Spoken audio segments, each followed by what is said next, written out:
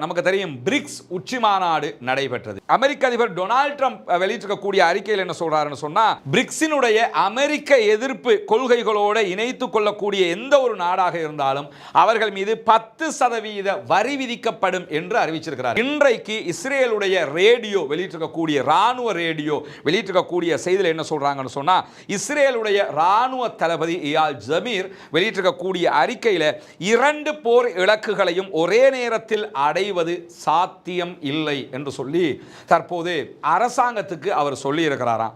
இதைத்தான் இதுக்கு முன்னாடி இருந்த இராணுவ தளபதியே மிக தெளிவாக சொல்லிட்டு போயிட்டான் அரசாங்கத்துக்கு. நம்ம 2 இலக்குகளையும் அடைய முடியாது. ஒன்றோ சண்டை, இல்லை என்றால் சமாதானம். ஒன்றோ காசாவை அழிக்கிறது, அங்கே இருக்கக்கூடிய நம்முடைய பணைய கைதி செத்து மடியட்டும் என்று சொல்லிட்டு அடிக்கணும்.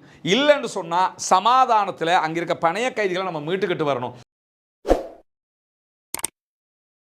அஸ்ஸலாமு அலைக்கும் வரஹ்மத்துல்லாஹி வபரகாத்துஹு. அன்பிற்கினிய சகோதர சகோதரிகளே, நம் அனைவர் மீதும் ஏக இறைவனுடைய அமைதியும் கருணையும் உண்டாகட்டுமாக என்கிற உயரிய பிரார்த்தனைகளோடு பாலஸ்தீனத்தினுடைய காசா பகுதிகளில் இஸ்ரேலிய ஆக்கிரமிப்பு இராணுவம் தாக்குதல்களை ஆரம்பித்து இன்றோடு 640வது நாட்கள் கடந்து கொண்டிருக்கக்கூடிய நிலையில் காசாவினுடைய தாக்குதல்கள் ஆரம்பிக்கப்பட்ட அதே நேரத்தில் தான் பாலஸ்தீனத்தினுடைய மற்றொரு பகுதியாக இருக்கக்கூடிய மேற்கு கரை வெஸ்ட் பேங்க் பகுதிகள் இஸ்ரேலிய ஆக்கிரமிப்பு இராணுவமும் செட்லர்ஸ் என்று சொல்லக்கூடிய குடியேறிகளும் பாலஸ்தீன மண்ணை அநியாயமாக அபகரிக்கக்கூடிய யூதர்களும் தாக்குதல்களை ஆரம்பித்திருந்தார்கள்.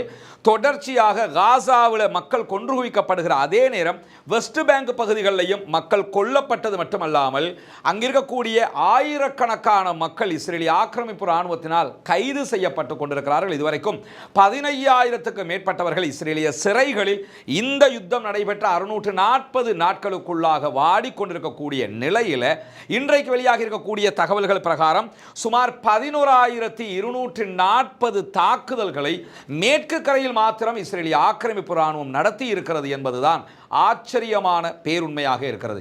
11,280 தாக்குதல்கள் என்பது கற்பனைக்கு எட்டாத தாக்குதல்களாக இருக்கிறது. இந்த வெஸ்ட் பேங்க்ங்கிறது மஹ்மூத் அப்பாஸ் உடைய கட்டுப்பாட்டிலும் இஸ்ரேலுடைய கட்டுப்பாட்டிலும் இருக்கக்கூடிய பகுதி.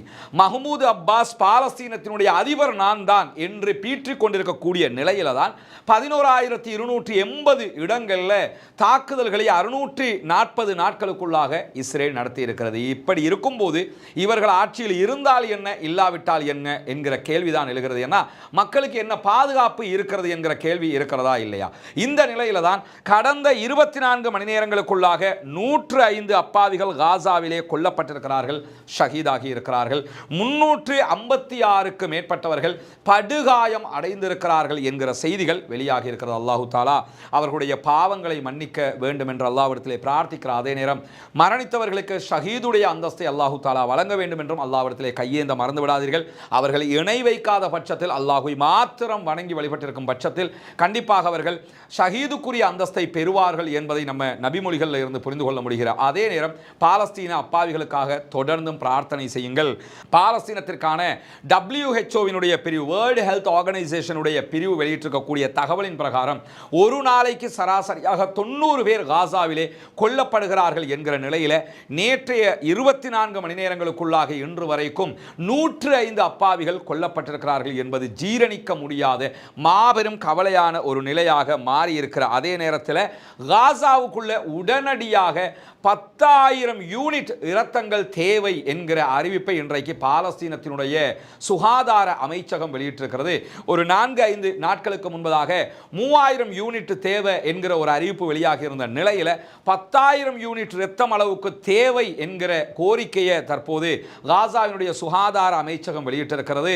ஜோர்டான் வழியாக 3,000 யூனிட் அளவுக்குத்தான் இரத்தம் கிடைத்திருப்பதான செய்திகள் வெளியாகி இருக்கிற போதுதான் தற்போது மேலும் 7,000 யூனிட்டுகள் தேவைப்படுகிறது என்கிற அறிவிப்பு வெளியாகி இருக்கிறது.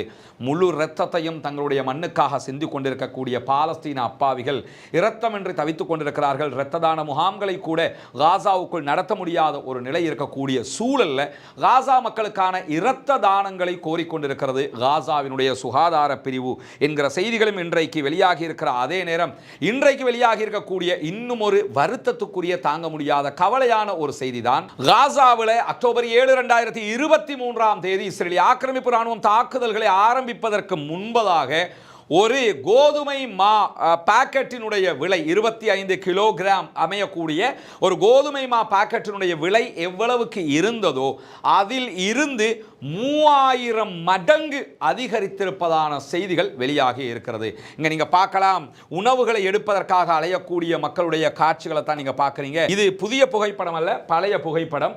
இருந்தாலும் அந்த மக்கள் ஒரே ஒரு மாவு பேக் கிடைக்காதா என்கிற ஆதங்கத்தில் அலைந்து கொண்டிருக்கிறார்கள். இந்த அளவுக்கு இருக்கக்கூடியது 25 kg இருக்கக்கூடியது. இந்த மாதிரியான ஒரு கோதுமை மாவு பேக் 3000 மடங்கு விலை அதிகரித்திருக்கிறது. ஏன்னா வறுமைன்னா உலகத்தில் யாரும் எதிர்பார்க்காத வறுமையில் அவர்கள் தத்தளித்துக் கொண்டிருக்கிறார்கள். உண்ண உணவில்லாமல், குடிப்பதற்கு தண்ணீர் இல்லாமல், எடுப்பதற்கு மருந்துகள் இல்லாமல் தவித்துக் கொண்டிருக்கிறார்கள் என்கிற நிலையில் இன்றைக்கு காசாவினுடைய சுகாதார அமைச்சகம் மேலதிகமான ஒரு செய்தியை வெளியிட்டிருக்கிறது. காசா பகுதிகளில் பசி இல்லாதவர்கள் என்று ஒருவர் கூட கிடையாது என்பதுதான் அந்த அறிக்கையாக இருக்கிறது. ஒருத்தர் கூட நல்ல நான் தெம்பா இருக்கிறேன், எனக்கு பசி கிடையாது என்று சொல்லுகிற நிலையில இல்லை. உணவு பற்றாக்குறை காரணமாக சிலர் சில நேரங்களில் புட்களையும் இலைகளையும் சாப்பிட வேண்டிய நிர்பந்தத்தில் இருக்கிறார்கள். சிலர் மண்ணை கூட சாப்பிடுகிறார்கள். சாப்பிட வழியில் நான் மண்ணையா சாப்பிட என்று சொல்லி நம்ம கோபத்தில் சில நேரம் பேசுகிற வார்த்தைகள் உண்டு. காசாவினுடைய அப்பாவிகள் மண்ணையே சாப்பிடுகிறார்கள் என்பதுதான் ஜீரணிக்க முடியலாத அவ்வளவு ஒரு மனவர்த்தமான ஒரு செய்தியாக அது மாறி இருக்கிறது என்பதை நம்ம புரிந்து கொள்ளுகிற அதே நேரம் இன்னும் பல செய்திகள் இன்றைக்கு காசா தொடர்பாக வெளியாகி இருக்கிறது. குறிப்பாக நமக்கு தெரியும், இஸ்ரேலிய ஆக்கிரமிப்பு ராணுவம் கடந்த கிட்டத்தட்ட 2 வருடங்களாக இந்த யுத்தத்தை நடத்தி கொண்டு வருகிறது. ஆனால் ஒரு சிறிய பகுதிக்குள் அவர்கள் எந்த வெற்றிகளையும் அடையவில்லை.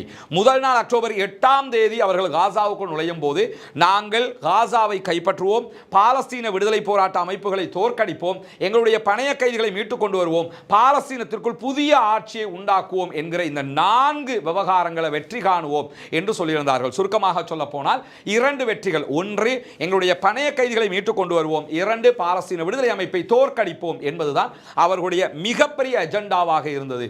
இதில் எதையுமே அவர்கள் இதுவரைக்கும் அடையாத நிலையில் இன்றைக்கு இஸ்ரேலுடைய ரேடியோ வெளியிட்டிருக்கக்கூடிய ராணுவ ரேடியோ வெளியிட்டிருக்கக்கூடிய செய்தியில் என்ன சொல்றாங்கன்னு சொன்னா, இஸ்ரேலுடைய ராணுவ தளபதி இயால் ஜமீர் வெளியிட்டிருக்கக்கூடிய அறிக்கையில் 2 போர் இலக்குகளையும் ஒரே நேரத்தில் அடைவது சாத்தியம் இல்லை என்று சொல்லி தற்போது அரசாங்கத்துக்கு அவர் சொல்லி இருக்கிறாராம். இதைத்தான் இதுக்கு முன்னாடி இருந்த இராணுவ தளபதியே மிக தெளிவாக சொல்லிட்டு போயிட்டான் அரசாங்கத்துக்கு. நம்ம 2 இலக்குகளையும் அடைய முடியாது. ஒன்றோ சண்டை, இல்லை என்றால் சமாதானம். ஒன்றோ காசாவை அழிக்கிறது, அங்கே இருக்கக்கூடிய நம்முடைய பணைய கைதி செத்து மடியட்டும் என்று சொல்லிட்டு அடிக்கணும். இல்லைன்னு சொன்னால் சமாதானத்தில் அங்கே இருக்க பணைய கைதிகளை நம்ம மீட்டுக்கிட்டு வரணும். இந்த 2ல் 1 தான் நம்ம அடைய முடியுமே தவிர 2ஐயும் அடைய முடியாது என்று சொல்லித்தான் முன்னாள் இராணுவ தளபதி பதவி விலகும் போதே சொல்லிட்டு போனார். புதிய தளபதி வரல, நான் உள்ள போகிறேன் பார்த்துக்க, புது தும்பு தடி நல்லா கூட்டுவோம் பார்த்துக்கிட்டு வந்தாப்புல இப்போ அவர் வெளியிட்டிருக்க அறிக்கையில் என்ன சொல்றாருன்னா, இந்த 2ஐயும் ஒரே நேரத்தில் அடைய முடியாது. ஒன்றும் யுத்தம் பண்ணுவோம், இல்லைன்னா பணைய கைதிகளை மீட்டுக்கிட்டு வருவோம், 2ஐயும் ஒரே நேரத்தில் செய்ய முடியாது என்று பகிரங்கமாக தன்னுடைய தோல்வியை அவர் ஒப்புக்கொண்டிருக்கக்கூடிய நேரத்தில் மேலதிகமாக இயால் ஜமீர் வெளியிட்டிருக்கக்கூடிய அறிக்கையில் என்ன சொல்லியிருக்கிறாருன்னா, உடனடியாக காசாவுக்குள் பணைய கைதிகளை மீட்டுக் கொண்டு வருகிற ஒரு சமாதான ஒப்பந்தத்திற்கு செல்வது அதுதான் சிறந்தது என்று நான் அரசாங்கத்துக்கு சொல்லி இருக்கிறேன். இவ்வளோ நாளாக யுத்தம் பண்ணணும்டாராம். இப்போ இல்லை நீங்கள் எப்படியாவது ஒரு ஒப்பந்தத்துக்கு போயிருங்க, இனிமேலும் முடியாது, நம்ம செத்துக்கிட்டே இருக்கிறாங்க, எவ்வளோ தான் யுத்தம் பண்ணுறது, அவங்க அடிக்கிற அடியை தாங்க முடியாமல் இருக்குது, கரில்லா அட்டாக்காக இருக்கிறது என்று சொல்லி அவர் சொல்லி என்ன பண்ணியிருக்கிறார் என்று சொன்னால், உடனடியாக யுத்தத்தை நிறுத்தணும்னு நான் சொல்லியிருக்கிறேன். பாலஸ்தீன விடுதலை அமைப்பை பலவீனப்படுத்துவது என்கிற விவகாரம் மிக தெளிவானதாக இல்லை அப்படின்னு இருக்கிறார். அப்படின்னா என்ன அர்த்தம்னா, பாலஸ்தீன விடுதலை அமைப்பை தோற்கடிச்சிடலாம்ங்கிறதுல நான் நம்பிக்கையாக இல்லை, அவநம்பிக்கையாக தான் இருக்கிறான், சாத்தியம் இல்லாதது என்பதை இன்றைக்கு இஸ்ரேலுடைய இராணுவ தளபதி இயால் ஜமீரே சொல்லியிருக்கிறது. மிகப்பெரிய பின்னடைவாக மாறி இருக்கிறது என்கிற நிலையில் இஸ்ரேலுக்கான இராணுவ சரக்குகளை, இராணுவ ஆயுதங்களை அனுப்புவதை நிறுத்துமாறு பிரான்சினுடைய சட்ட வல்லுநர்கள் பிரான்சினுடைய உச்சநீதிமன்ற நீதியரசரிடம் கோரிக்கை விடுத்திருக்கிறார்கள் என்கிற செய்திகளும் வெளியாகி இருக்கிறது. ஏன்னா சர்வதேச மட்டத்தில் பாலஸ்தீனத்திற்கான ஆதரவு தளம் உச்சமாகவே இருந்து கொண்டிருக்கிறது. அதில் அதில் இஸ்ரேல் தன்னுடைய ஊடக உத்திகளை பயன்படுத்தி எப்படியாவது காசாவை டவுன் பண்ணி நாங்கள் தான் பாவம், எங்களை சேஃப்டிக்காகத்தான் நாங்கள் அட்டாக் பண்ணுறோம்ங்கிற செய்தியெல்லாம் கொண்டு போனாங்க. எதுவுமே எடுபடவில்லை என்பது இன்றைக்கு உலகம் தெரிந்து கொண்ட நிலையில தான் இப்படியான கோரிக்கைகளை பிரான்சே முன்வைக்கக்கூடிய ஒரு நிலை வந்திருக்கும் போது இன்றைக்கும் 137 குடியேறிகள் செட்லர்ஸ் என்று சொல்லக்கூடியவர்கள் பாலஸ்தீனத்தினுடைய புனிதமிக்க மஸ்ஜிதுல் அக்ஸா வளாகத்துக்குள் நுழைந்து மஸ்ஜிதுல் அக்ஸாவில் தாக்குதல்களை நடத்தி இருக்கிறார்கள். அவர்களுடைய தல்முதிக் என்கிற யூத வழிபாட்டையும் செய்திருக்கிறார்கள் பள்ளிவாசலுக்குள் என்கிற செய்திகள் வெளியாகி இருக்கு. இந்த யுத்த காலத்துக்குள்ள எடுத்துக்கிட்டீங்கன்னா 1000 தடவைக்கு மேல இந்த அநியாயத்தை அவங்க பண்ணிக்கிட்டு இருக்கிறாங்க. சில சகோதரர்கள் என்னன்னா 400 நாட்களுக்கு பிறகு மஸ்ஜிதுல் அக்ஸாவில் தொழுகை நடக்கிறது என்றெல்லாம் பரப்புறாங்க. மஸ்ஜிதுல் அக்ஸாவில் தொழுகை எல்லாம் நிக்கல, தொழுகை நடந்துகிட்டு தான் இருக்கிறது. இவங்களும் உள்ள புகுந்து இந்த அட்டகாசத்தை பண்ணினாலும் தொலைப்போகிறவங்களை இஸ்ரேலிய ஆக்கிரமிப்பு ராணுவம் சுடுகிறது, தடுக்கிறது, தடிகளால் அடிக்கிறது, கண்ணீர் புகை தாக்குதல்களை நடத்துகிறது. அதையும் மீறி பாலஸ்தீனத்தினுடைய இளைஞர்கள் மஸ்ஜிதுல் அக்ஸாவுக்கு தொழுவதற்கு செல்வதை நிறுத்தவில்லை. ஒரே நேரத்தில் எத்தனை போராட்டத்தை அவங்க பண்ணிக்கிட்டு இருக்கிறாங்கிறதையும் நம்ம புரிந்து கொள்ளுகிற அதே நேரம் இன்றைக்கு பாலஸ்தீன விடுதலை அமைப்பினுடைய துணை ராணுவ குழு வெளியிட்டிருக்கக்கூடிய அறிக்கையில் இஸ்ரேலிய ஆக்கிரமிப்பு ராணுவத்தினுடைய 2 வாகனங்களை நாங்கள் காசாவுக்குள் அளித்திருக்கிறோம் என்கிற செய்திகளை சொல்லியிருக்கிறாங்க. டேங்க் எதிர்ப்பு ஏவுகணை யாசின் 105 மூலமாகத்தான் இந்த அட்டாக் நடைபெற்றிருப்பதாக இன்றைக்கு அவர்கள் அறிவித்திருக்கிறார்கள். 2 வெஹிக்கிள் எத்தனை பேர் செத்து போனாங்கிறது வெளிப்படையாக தெரியவில்லை. ஆனால் 2 வெஹிக்கிள் அழிச்சிருக்கிறோம்ங்கிறாங்க. இது அந்த டேங்க் கிடையாது, மெர்காவா கிடையாது, அவர்களுடைய ராணுவ வெஹிக்கிளாக இருக்கிறது. குறைந்தது 2 பேராவது செத்து போய், டிரைவர் 2 பேராவது போயிருப்பான்ல, அந்த மாதிரி எடுத்துக்கிட்டா கூட 2 பேர் செத்து போயிருப்பான். ஆனால் எத்தனை பேர் கரெக்டாக செத்து போனாங்கிற தகவல்கள் வெளியாகாத நேரத்தில் இன்றைக்கு வெளியாகி இருக்கக்கூடிய இன்னும் ஒரு முக்கியமான செய்தி என்னவென்று சொன்னால், நமக்கு தெரியும் பாலஸ்தீனத்திற்கு ஆதரவாக யமன்ல இருக்கக்கூடிய ஹவுத்திகளுடைய படைப்பிரிவு தொடர்ந்து தாக்குதல்களை நடத்தி வருகிறது. நேற்றைய தினமும் அவங்க கப்பல் மேல தாக்குதல்களை நடத்தி இருந்தாங்க. அதே மாதிரி காசாவுக்கு ஆதரவாக இஸ்ரேலுடைய பென்குரியன் விமான நிலையத்தை மீண்டும் தாக்குதல் நடத்தி இருந்தாங்க. இந்த செய்திகள் வெளிவந்த நிலையில இன்றைக்கு மீண்டும் அவர்கள் இஸ்ரேலை நோக்கி தாக்குதல்களை நடத்தி இருக்கிறார்கள். தாக்குதல்களுக்கு முன்பதாக இஸ்ரேலும் மீண்டும் ஹூதிகளுடைய ஹொதைதா துறைமுகம் உள்ளிட்ட 3 இலக்குகள் மீது இன்றைக்கு தாக்குதல்களை நடத்தி இருக்கிறார்கள். சாதாரணமாக இந்த அட்டாக் இன்றைக்கு பேசுபொருளாக மாறுகிற அளவுக்கு மாறிடுச்சு. ஹூதிகள் மேல திரும்ப அவங்க பல தாக்குதல்களை நடத்தி கொண்டிருந்தாலும் ஹூதிகள் பாலஸ்தீனத்திற்கு ஆதரவான தங்களுடைய தாக்குதல்களை நிறுத்தவில்லை. இன்றைக்கும் பாலஸ்தீனத்திற்கு ஆதரவாக பென்குரியன் விமான நிலையத்தை நோக்கி அவர்கள் பாலஸ்டைன் 2 என்கிற பெயரில் ஹைப்பர்சோனிக் ஏவுகணை தாக்குதல்களை நடத்தி இருக்கிற புகைப்படத்தை இன்றைக்கு ஹூதிகளுடைய படைப்பிரிவு வெளியிட்டிருக்கிறது. அது மட்டுமல்லாமல் இன்றைக்கு அவர்கள் இஸ்ரேலை நோக்கி நடத்தியிருக்கக்கூடிய தாக்குதல்களில் 11 ஏவுகணைகளுடன் தரமான தாக்குதல்களை நடத்தி இருக்கிறோம் என்று சொல்கிறார்கள். இதில் 11 ஏவுகணை தாக்குதல்களில் 2 பாலிஸ்டிக் சூப்பர்சோனிக் வகையான பாலிஸ்டிக் ஏவுகணை தாக்குதல்கள் நடத்தப்பட்டிருக்கிறது. மீதி 9 தாக்குதல்களும் ட்ரோன் அட்டாக்குகளாக இருக்கிறது. இந்த ட்ரோன் அட்டாக்குகளில் பென்குரியன் விமான நிலையம், அஸ்டோது துறைமுகம், அஸ்கலான் மின் நிலையம், அதாவது பவர் பிளானட்டுக்கு அட்டாக் பண்ணியிருக்கிறாங்க. அதே போல உம்மல் ரஷ்ராஸ் என்கிற அவர்களுடைய துறைமுகம், எய்லாது துறைமுகம், இந்த இடங்களுக்குத்தான் அவர்கள் கடுமையான தாக்குதல்களை நடத்தி இருக்கிறார்கள் என்கிற செய்திகளோடு மேலதிகமாக இஸ்ரேலுக்கு ஆதரவான கப்பல் மீதும் தாக்குதல்களை நடத்தி இருக்கிறார்கள். இந்த கப்பலை நீங்க பார்க்கலாம். அவர்கள் தாக்குதல் நடத்தியதில் எரியக்கூடிய கப்பலுடைய காட்சியை பார்க்குறீங்க. இந்த கப்பல் மூழ்கும் அபாயத்தில் இருப்பதாக இன்றைக்கு செய்திகள் வெளியாகி கொண்டிருக்கிறது. கப்பல் கிட்டத்தட்ட ஹாஃபுக்கு மேல மூழ்கிடுச்சு. இந்த கப்பல் எங்களுடைய கட்டுப்பாட்டை மீறி, நாங்கள் சொன்னதை மீறி இஸ்ரேலுடைய துறைமுகத்தை நோக்கி சென்று கொண்டிருந்தது. அதனால் தான் கப்பல் மீது தாக்குதல்களை நடத்தி இருக்கிறோம் என்கிறார் ஹூதிகளுடைய ராணுவ பேச்சாளர் யஹியா சாரி. அது மட்டுமல்லாமல் இன்றைக்கு இஸ்லாத்தை ஏற்றுக்கொண்ட ஏழை சகோதர சகோதரிகளுக்கான 14 வீடுகளை அமைக்கிற ஒரு பணியை நம்ம செஞ்சு வர்றோம். நம்முடைய யூடியூப் சேனல் மூலமாக நம்முடைய வீடியோக்களை பார்க்கக்கூடிய சகோதரர்களுக்கு இந்த செய்திகளை நம்ம கொண்டு போய் சேர்க்கிறோம். அவர்கள் தரக்கூடிய உதவியால் தான் இவ்வளவு நம்ம செஞ்சுருக்கிறோம். இப்பொழுது 5 வீடுகள் முழுவதுமாக தயாராகிவிட்டது. அல்ஹம்துலில்லாஹ். இங்கே நீங்கள் பார்க்கலாம், டோட்டல் கம்ப்ளீட்டாக இந்த வீடுகளை நம்ம முடிச்சு வச்சுருக்கிறோம். இங்கெல்லாம் நீங்கள் பார்க்கலாம், எல்லாமே சரி செய்யப்பட்டிருக்கிறது. இந்த வீடுகள் எல்லாம் நீங்கள் தந்த உதவிகளை கொண்டு, இறைவனுக்காக நீங்கள் செய்த தான தர்மங்களை கொண்டு தான் செய்யப்பட்டிருக்கிறது. அல்ஹம்துலில்லாஹ்னு முழுவதுமாக ஒரு வீட்டுக்கு தேவையான கிச்சன், பாத்ரூம் எல்லாமே முழுமைப்படுத்தப்பட்டதாக ஒரு வீட்டை தான் நம்ம செஞ்சுருக்கிறோம். கிட்டத்தட்ட ஒரு வீட்டை நம்ம முடிக்கிறதுக்கு இலங்கை பணத்தில் 25 லட்சங்கள் நமக்கு செலவாகி இருக்குது. அல்ஹம்துலில்லாஹ்னு சொல்லி 5 வீடுகளை கட்டி இருக்கிறோம். இன்னும் 9 வீடுகள் கட்ட வேண்டி இருக்கிறது. அதில் முதலாவது கட்டமாக ஒரு 3 வீடுகள் கட்டுவதற்குரிய இடமும் நம்ம எடுத்திருக்கிறோம்.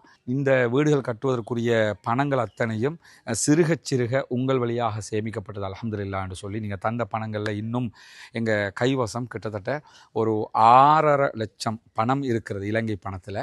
அதை வைத்து கொண்டு தான் அடுத்த 3 வீடுகளை கட்டுகிற அந்த பணியை நம்ம ஆரம்பிக்கிறோம். என்ன நம்பிக்கையில் ஆரம்பிக்கிறோம்னா, இறைவன் அருளால் மக்கள் உதவுவார்கள் என்கிற நம்பிக்கையில் தான் நம்ம ஆரம்பிக்கிறோம். இதற்குரிய வரவு செலவு கணக்குகள் அத்தனையும் ப்ராப்பராக நம்ம செஞ்சு வச்சுருக்கிறோம். யாரும் அதை அந்த திறந்த புத்தகமாக அறிந்து கொள்ளுகிற விதமாகத்தான் அந்த ஏற்பாடுகள் எல்லாமே நம்ம செஞ்சு வச்சுருக்கிறோம். எனவே நம்முடைய இந்த பணிகள் இறைவனுக்கானது, நம்முடைய இந்த பணிகள் மறுமைக்கானது, நம்முடைய இந்த பணிகள் மக்களுக்கானது. எனவே மக்களுக்கு செய்யக்கூடிய இந்த பணிகளால் மறுமையில் வெற்றி பெற வேண்டும் என்கிற நோக்கத்தில் தான் இதெல்லாம் நம்ம பண்ணியிருக்கிறோம். இந்த பணிக்காக உதவி செய்த அத்தனை பேருக்கும் ஜஸாக்குமுல்லாஹு ஹைர். நம்ம அடுத்த வீடுகள் எங்கே கட்ட போகிற மீதி 3 வீடுகள்ங்கிறத போய் பார்ப்போம். நம்ம ஏற்கனவே அங்கே 5 வீடுகள் கட்டியிருக்கிறோம் அல்லாஹ்வோட உதவியில்.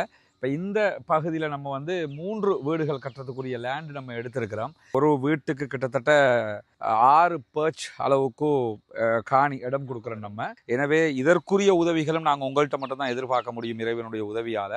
உங்களுடைய ஜக்காத்துக்கள், தான தர்மங்கள், சதக்காக்களை இதற்காக நீங்கள் தந்து உதவுகிற பட்சத்தில் ஏழை மக்களுக்காக செய்யப்படுகிற இந்த புனிதமான பணியில் நீங்களும் பங்கெடுக்க முடியும். ஆனால் தெரிகிற நம்முடைய வங்கி கணக்கிலக்கத்திற்கு நீங்கள் நேரடியாக வைப்பு செய்ய முடியும். வெளிநாடுகளிலிருந்து சில பேருக்கு அதுக்கு நேரடியாக பணம் போட முடியலை என்று சொன்னால் அதில் முன்னால் தெரிகிற என்னுடைய தொலைபேசி மற்றும் வாட்ஸ்அப் இலக்கத்திற்கு நீங்கள் தொடர்பு கொள்ளுகிற போது அதுக்கு எப்படி நீங்கள் பங்களிப்பு செய்ய முடியும் என்கிற விவரங்களை நம்ம உங்களுக்கு சொல்கிறதுக்கு தயாராக இருக்கிறோம். நம்ம ஏழைகளுக்கு உதவுகிற விவகாரத்தில் வறுமைக்கு அஞ்ச வேண்டிய அவசியம் கிடையாது, அஞ்சக்கூடாது. நம்ம கொடுத்துட்டோம்னா நமக்கு குறைஞ்சிரும், நமக்கு இல்லாமல் போயிருங்கிறதெல்லாம் கிடையாது. அல்லாஹு தஆலா அதன் மூலமாகத்தான் நிறைய உதவிகளை நமக்கு அள்ளி அள்ளி தருவதற்கு காத்து கொண்டிருக்கிறான். நமக்கு நம்ம வீடு கட்டினா எப்படி கட்டுவோமோ அப்படி தான் கட்டிக்கிட்டு இருக்கேன். நீங்கள் தருகிற பணம் பொது பணம், எனவே திருப்திகரமாக கட்டி கொடுத்துருவோம். ஏன்னா நாளைக்கு அவங்க எனக்கு அது இல்லாமல் போயிடுச்சு, இது குறையாயிடுச்சு என்று சொல்லி அதுக்கு இன்னொருவரை நாடுகிறதை விட எடுத்து அவங்களுக்கு முழுமையாக அது கிடைச்சிட போகுது. எனவே அந்த விதத்தில் தான் இதை பண்ணிக்கிட்டு இருக்கிறோம். இதற்காக வாரி வழங்குங்கள். வல்ல ரஹ்மான் நம் அனைவரையும் நல்ல செயல்பாடுகளோடு ஒன்றிணைப்பானாக. இஸ்ரேலுடைய நிதி அமைச்சர் பெசலல் ஸ்மோட்ரிச் வெளியிட்டிருக்கக்கூடிய ஒரு அறிக்கை வெளியாகி இருக்கிறது. அந்த அறிக்கையை எவ்வளோ சீரியஸான ஒரு விஷயத்தை எப்படி சொல்லியிருக்கிறான்னு பாருங்க. குறிப்பாக ஹூதிகள் 2000 கிலோமீட்டர் தூரம் சென்று தாக்குகிற ஏவுகணைகளை தயாரிக்கிறார்கள் என்பது எங்களுக்கு ஆச்சரியமாக இருக்கிறது என்று சொல்லியிருக்காரு. ஏன்னா ஹூதிகளுடைய இடத்துல இருந்து யமன்ல இருந்து இஸ்ரேல் தலைநகரம் டெல் அவீவுக்கு 2020 கிலோமீட்டர்கள் இருக்கிறது. அதே மாதிரி தான் இஸ்ரேலுக்கு ஈரானுக்கும் இடையிலான தூரமும் இருக்கிறது. இப்படி இருக்கிற போது ஈரான் இஸ்ரேல் மேலே தாக்குதல் நடத்துறதுங்கிறது யதார்த்தம்.